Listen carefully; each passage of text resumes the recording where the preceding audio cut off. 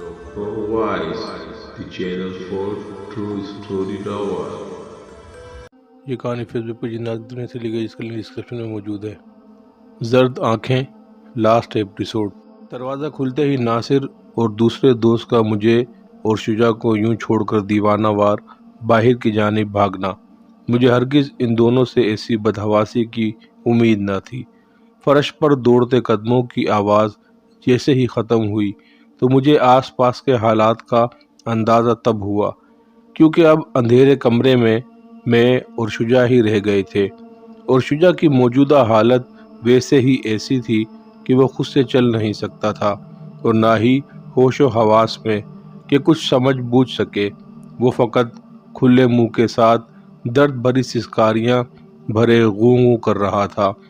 خیر میں نے خود سے ہمت جتائی اور شجاع کو فرش پر لٹا کر دونوں ٹانگوں سے پکڑے کمرے سے باہر کی جانب گھسیٹنے لگا۔ ابھی لگ بھگ 2 قدم ہی اٹھائے ہوں گے کہ مجھے کسی اندیکھی مخلوق نے ایک زناٹے دار تھپڑ چہرے پر رسید کیا۔ تھپڑ اس قدر شدید تھا کہ میں 3 فٹ پیچھے جا گرا۔ میرا سر سائیں سائیں کر رہا تھا۔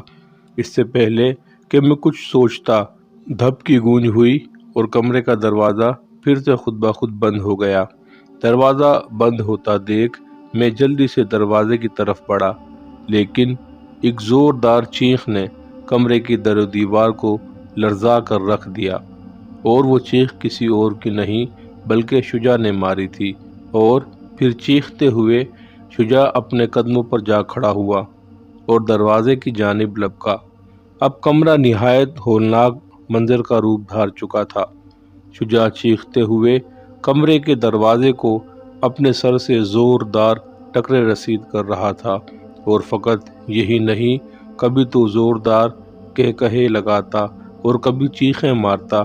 میں اس تمام کارروائی کے دوران کافی حد تک کمرے کے اندھیرے سے مانوس ہو چکا تھا، اور اس سب کے درمیان اب سے پہلے اپنی شام والی مسکراہٹ اور سوچ پر افسوس کر رہا تھا، جب میں نے اس ناگہانی افرید کے اندیکھے وجود کو محسوس کرتے ہوئے انجوائے تو کیا، لیکن وہاں سے فوری طور پر اپنے دوستوں کو لے کر نکلا نہیں۔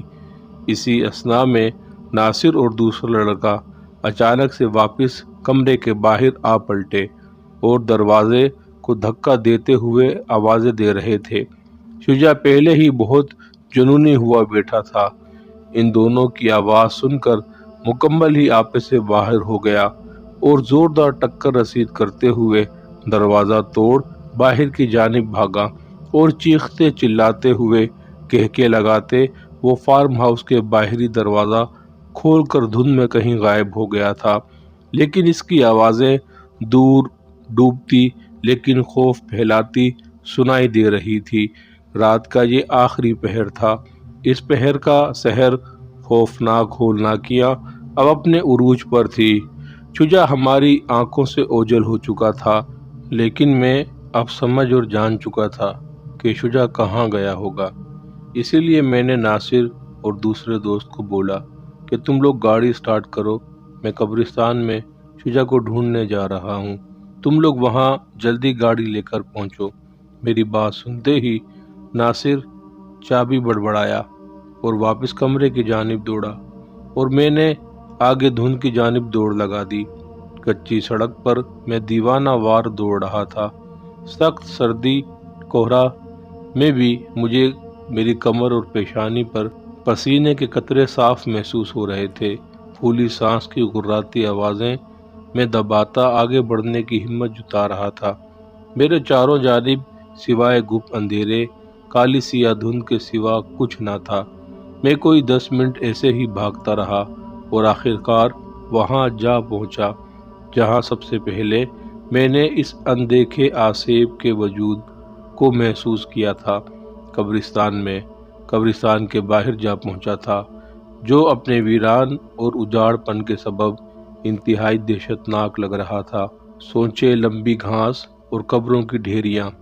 چند فٹ بعد سامنے فقط اندھیرا اور دھند میں نے آگے قدم بڑھانے سے پہلے اور اندر جانے سے پہلے اپنے چاروں طرف نظر دوڑائی۔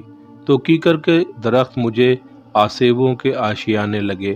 درختوں کی لمبی بڑی ٹہنیاں بڑی خوفناک چڑیلوں کی مانند لگ رہی تھی۔ خیر، میں نے ہمت بڑھائی اور قبرستان کے اندر جا گھسا۔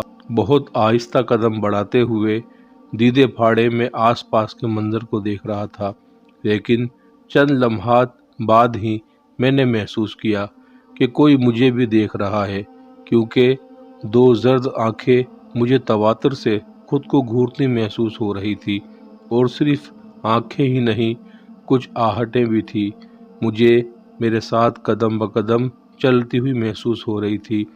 میں اپنے وجود کے ساتھ کسی اور اندیکھے وجود کی آہٹوں کو محسوس کر رہا تھا۔ میں اب قبرستان کے کافی اندر آ چکا تھا۔ میرے سامنے اب اونچی اور گہری بڑی جھاڑیاں آ گئی تھی، اور صرف جھاڑیاں ہی نہیں بلکہ جھاڑیوں کے پار سے دھپ دھپ کی آوازیں بھی آ رہی تھی، جنہیں محسوس تو کر سکتا تھا لیکن دیکھ نہیں پا رہا تھا۔ اسی لیے میں نے جلدی سے جھاڑیوں کو ہٹا کر راستہ بناتے ہوئے پار نکل آیا۔ اوہ! میرے سامنے بالکل عجیب اور انتہائی خوفناک منظر تھا۔ اب ویران قبرستان میں رات کے آخری پہر، سخت سردی اور گہری دھند ہونے کے باوجود ایک بڑے درخت کے نیچے ایک ننگ دھڑنگ بالکل الف ننگا انسان گول گول گھوم رہا تھا، بنا کوئی آواز نکالے، اپنے ہوش و حواس اور ارد گرد سے بیگانہ، بس سر نیچے گرائے گھوم رہا تھا۔ وہ ننگ دھڑنگ بندہ کوئی اور نہیں، شجاع تھا۔ اس کی اتنی غیر حالت دیکھ کر ایک بار میں سکتے کی کیفیت میں آ چکا تھا۔ بدھ بنے میں بس اسے دیکھ رہا تھا، اور پھر شجاع رکا اور اپنے منہ پر زوردار تھپڑ رسید کرنے لگا۔ میں نے تھوڑی اب ہوش پکڑی اور اس کی طرف لپکا، لیکن یہ کیا! میں اپنی جگہ سے ایک قدم بھی آگے نہ بڑھ سکا۔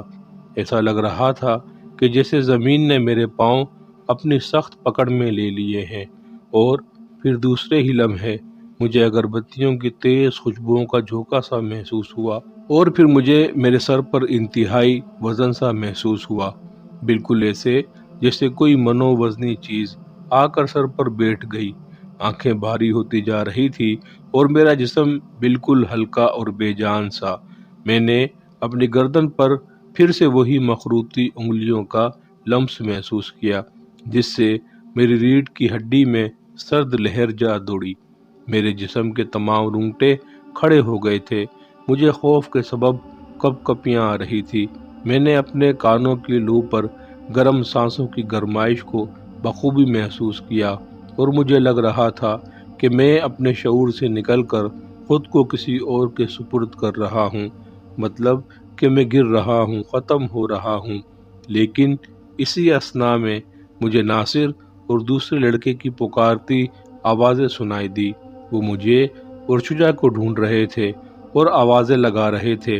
میرا دل چاہا کہ میں بھی ان کی پکار کا جواب ایک زوردار آواز میں دوں، لیکن دونوں ہونٹوں میں بالکل طاقت نہیں تھی کہ کھل سکیں۔ لیکن پھر ہمت بندھاتے ہوئے، آنکھیں بند کیے ہوئے چیخا کہ میں ادھر ہوں، اور میری آواز واقعی زوردار انداز میں گونجی۔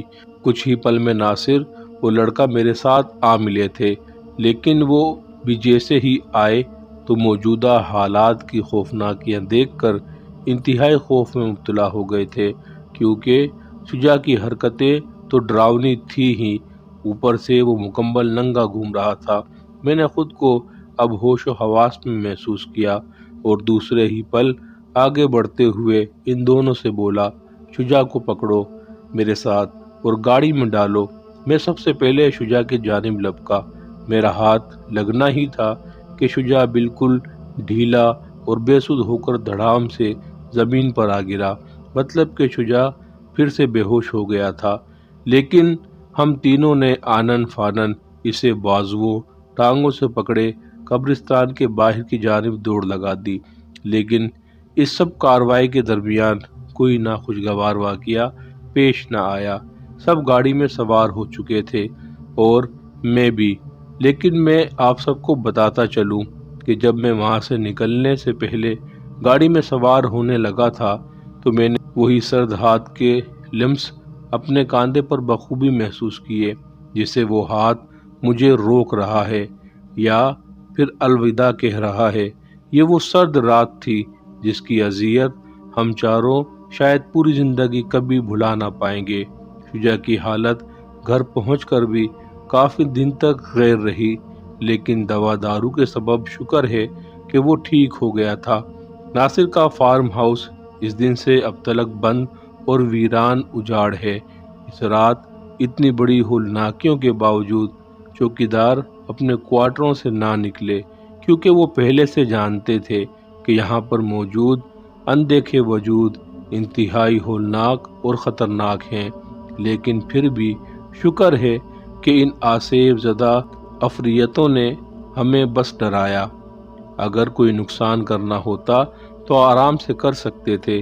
اب سب ٹھیک ہے، لیکن میں اب بھی محسوس کر رہا ہوں کہ مجھے پھر سے وہاں دوبارہ سے جانا ہے، کیونکہ انجان ہاتھ کا لمس مجھے اب بھی اپنی یاد دلاتا ہے۔